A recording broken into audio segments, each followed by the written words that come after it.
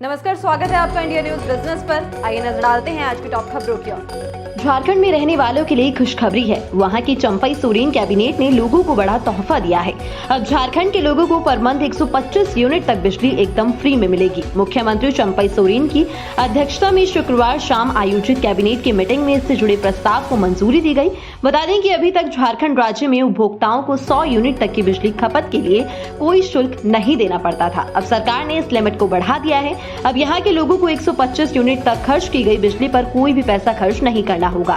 सरकार का दावा है कि नए फैसले से राज्य के 29 लाख उपभोक्ताओं को फायदा मिलेगा। इसी के साथ कैबिनेट में कुल 29 प्रस्तावों पर स्वीकृति की मोहर लगाई गई है। इन परियोजनाओं पर लगभग 500 करोड़ खर्च होंगे।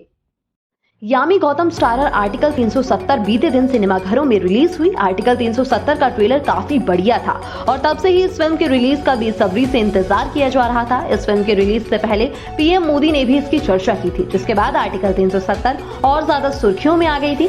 वहीं सिनेमाघरों में दस्तक देने के बाद फिल्म को ऑडियंस से भी शानदार रिस्पॉन्स मिला है। रिपोर्ट्स के मुताबिक आर्टिकल 370 ने रिलीज के पहले दिन 5.75 करोड़ की कमाई की है।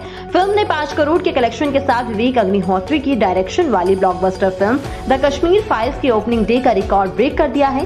द कश्मीर फाइल्स ने रिलीज के पहले दिन 3.55 करोड़ की कमाई की थी। वहीं अब मेकर्स को वीकेंड पर भी फिल्म के कलेक्शन में उछाल आने की उम्मीद है। एक्शन हीरो विद्युत जामवाल एक बार फिर से अपनी नई फिल्म के साथ लौटे हैं। उनकी फिल्म क्रैक जो जीतेगा वो जिएगा सिनेमाघरों में रिलीज हो चुकी है। इस फिल्म में विद्युत जामवाल के साथ नोरा फतेही, अर्जुन रामपाल और एमी जैक्सन लीड रोल में है। क्रैक का बीते दिनों ट्रेलर रिलीज हुआ था, जिसमें विद्युत जामवाल का शानदार एक्शन देखने को मिला था। इसके बाद वो हर दिन अपनी इस फिल्म का जोरों शोरों से प्रमोशन करते हुए दिखाई दिए।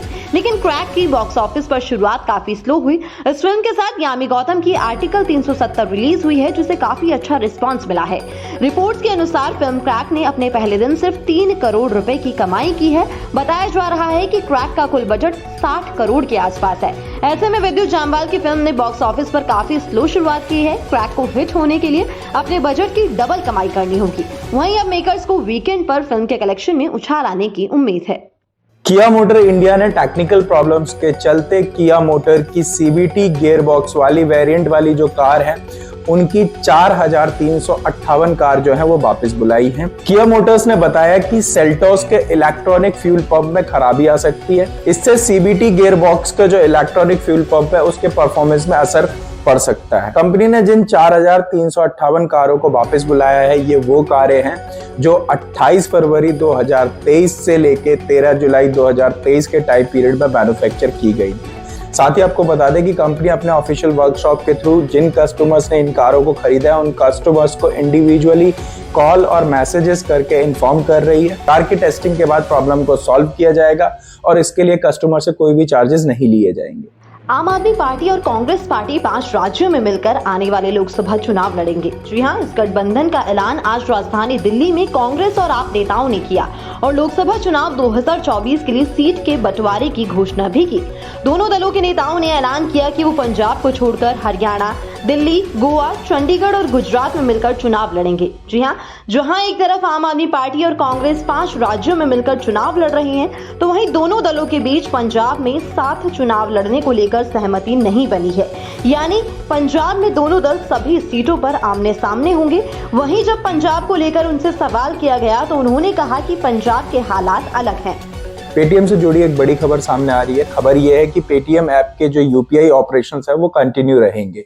इसके लिए आरबीआई ने एनपीसीआई यानी कि national payment corporation of India को यूपीआई के लिए थर्ड पार्टी एप्लीकेशन प्रोवाइडर बनने के लिए पेटीएम की रिक्वेस्ट जो है उस पर जांच करने की बात कही है। अगर पेटीएम यूपीआई के लिए थर्ड पार्टी एप्लीकेशन प्रोवाइडर बन जाएगा तो इससे पेटीएम का जो यूपीआई ऑपरेशन है वो कंटिन्यू में रहेगा। लगातार दूसरे हफ्ते रिजर्व बैंक ऑफ इंडिया के विदेशी मुद्रा भंडार में गिरावट आई है। 16 फरवरी 2024 को खत्म हुए सप्ताह में विदेशी मुद्रा भंडार 1.132 बिलियन डॉलर की कमी के साथ 616.097 बिलियन डॉलर पर आ गया, जो इसके पहले हफ्ते में 617.23 बिलियन डॉलर रहा था। बैंकिंग सेक्टर के रेगुलेटर भारतीय रिजर्व बैंक ने फॉरेक्स रिजर्व का आंकड़ा जारी किया है। विदेशी करेंसी एसेट्स में भी गिरावट देखने को मिली है। विदेशी करेंसी एसेट्स 740 मिलियन डॉलर की कमी के साथ 535 $45.78 बिलियन पर आ गया। आरबीआई के गोल्ड रिजर्व में भी गिरावट देखने को मिली है। आरबीआई का गोल्ड रिजर्व $362 बिलियन की कमी के साथ $47.37 बिलियन पर आ गया। एसडीआर में भी $28 मिलियन की कमी आई है और ये घटकर $18.10 बिलियन रहा। आपको बता दें कि अक्टूबर 2021 में विदेशी मुद्रा भंडार $645 बिलियन के लेवल पर जा पहुंचा था, लेकिन रूस यूक्रेन के बाद से इसमें बड़ी गिरावट देखने को मिली थी। अब जल्दी नोएडा सेक्टर 62 से लेके साहिबाबाद के बीच में मेट्रो जो है वो दौड़ेगी, इसके लिए हरी झंडी मिल गई है।